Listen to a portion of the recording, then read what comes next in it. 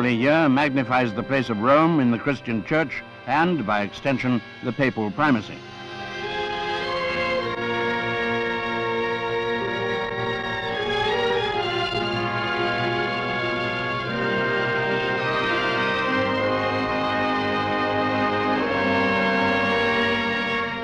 His Holiness symbolically strikes the door of St. Peter's Basilica 3 times with a silver hammer.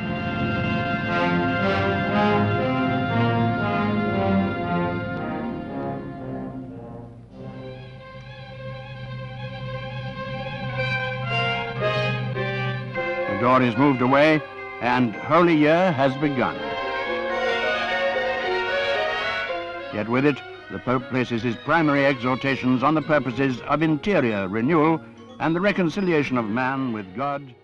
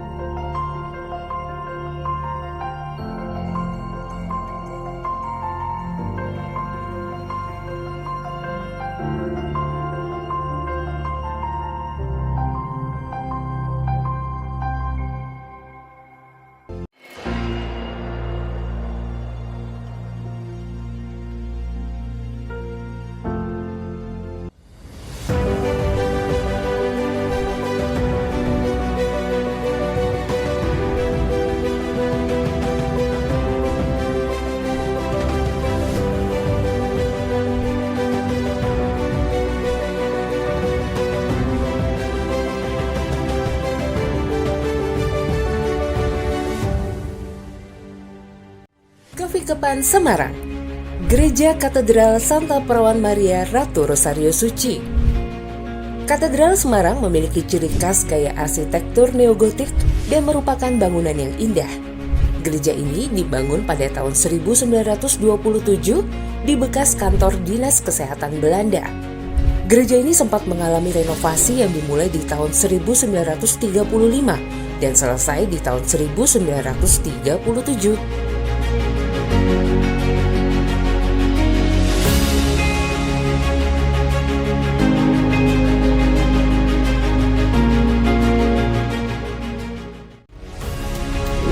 Kepikepan Kedung. Gereja Santo Ignatius Magelang. Gereja Santo Ignatius Magelang memiliki ciri khas bangunan antik dan ornamen yang khas. Gereja ini merupakan gereja Katolik tertua di kota Magelang. Usianya sudah lebih dari 100 tahun. Dan dengan usia yang lebih dari 100 tahun, bisa dipastikan ya betapa tuanya gereja yang berdiri di atas lahan seluas 13.000 meter persegi itu. Namun yang unik, meskipun tua, bangunan gereja ini masih berdiri dengan kokoh. Kepikepan Surakarta. Gereja Santa Maria Regina Purbowardayan. Pembangunan gereja yang memiliki daya tampung sebanyak lebih dari 2.000 orang ini dimulai pada tahun 1959, dipimpin oleh Romo Justinus Darmo Yuwono. Kemudian diberkati oleh Monsinyur Sugio Pranoto pada tanggal 26 November 1961. Bentuk bangunan gerejanya memiliki perpaduan antara pendopo dan juga salib.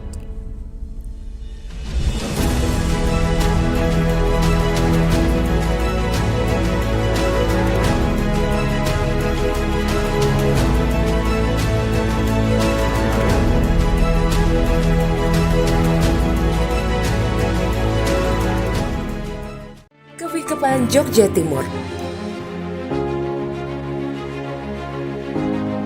Gereja Santo Yohanes Rasul Priwulung. Kebanyakan pengunjung dari gereja ini berasal dari kalangan mahasiswa. Hal ini dikarenakan lokasi gereja ini berdekatan dengan beberapa kampus di kawasan Sleman. Gereja ini juga memiliki taman doa yang estetik yang diresmikan pada tanggal 27 Desember tahun 2023.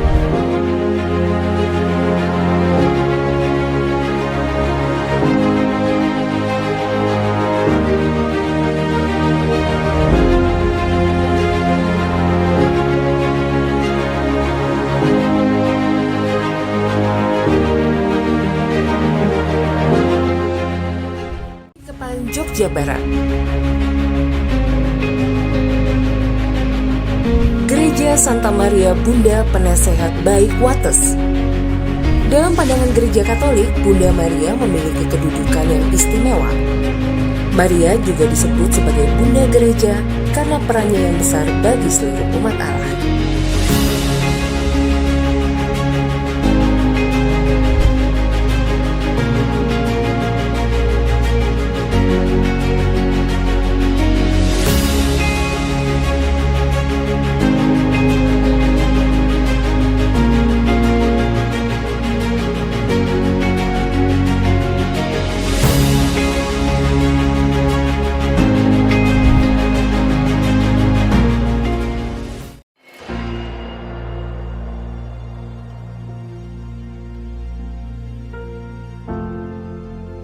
Gua Maria Kerep Ambarawa. Gua Maria Kerep Ambarawa adalah tempat ziarah Katolik yang terkenal di Jawa Tengah, menjadi tujuan ziarah populer bagi umat Katolik yang mencari kedamaian dan momen refleksi, khususnya di saat bulan Mei dan Oktober. Di Gua Maria ini bisa kita temukan air sendang yang tidak pernah kering, fasilitas doa yang lengkap, dan juga pemandangan sekitar yang tidak kalah indahnya. Kerkhof Muntilan. Kerkhof Muntilan adalah tempat pemakaman yang sering dikunjungi umat Katolik di Indonesia.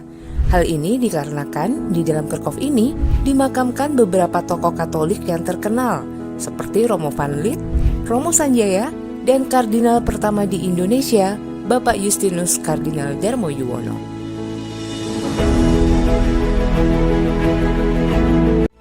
Gua Maria Regina Mojosongo.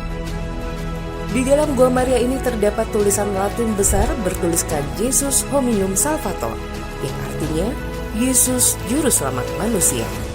Terdapat 7 pilar besar yang melambangkan 7 sakramen gereja Katolik. Di dalam kompleks Gua Maria ini juga terdapat ruang adorasi yang nyaman, ruang pengakuan dosa, patung salib, taman yang asri, dan kolam dengan patung Yesus. Gua Maria Sendang Ratu Kenyo. Gua Maria Sendang Ratu Kenyo adalah salah satu tempat devosi legendaris yang berada dalam teritorial paroki Santo Ignatius Danan. Meskipun terletak di tempat yang kering, tetapi Gua Maria ini memiliki suasana yang nyaman, teduh, dan membuat siapa saja yang datang merasa betah.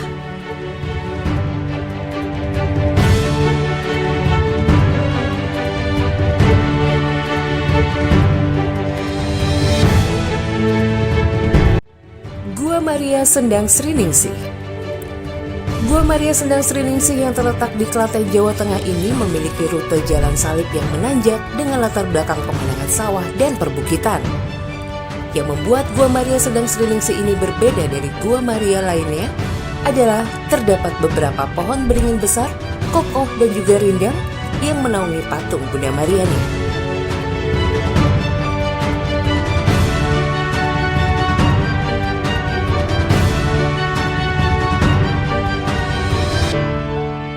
Dan Pesiarahan Salib Suci Gunung Sempur. Tempat ziarah yang seringkali disebut sebagai Bukit Golgotanya Yogyakarta ini diresmikan pada tanggal 20 Mei 1990. Banyak mujizat yang dilaporkan terjadi di tempat ziarah ini. Tidak hanya mujizat penyembuhan, tetapi juga pertobatan dan pendewasaan iman.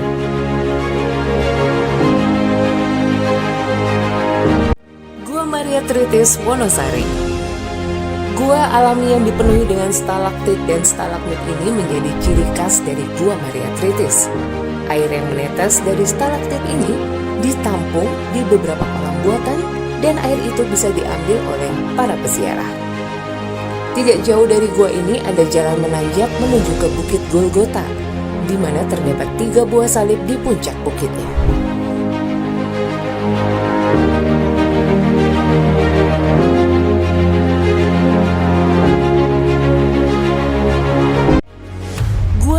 Sendang Sono. Gua Maria Sendang Sono di Kulon Progo ini memiliki ciri khas arsitektur Jawa yang ramah lingkungan, pernah mendapatkan penghargaan arsitektur terbaik dari Asosiasi Arsitek Indonesia pada tahun 1991.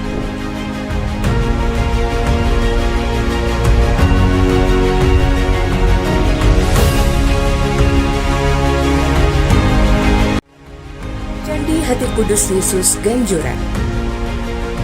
Candi Hati Kudus Yesus Ganjuran di Bantul ini memiliki keunikan arsitektur yang menggabungkan budaya Jawa, Hindu, dan juga Eropa. Candi ini dibangun sebagai ungkapan syukur dan iman dari Smutsar bersaudara di tahun 1927. Air yang mengalir melalui keran-keran yang disediakan dinamakan Tirta Perwitasari.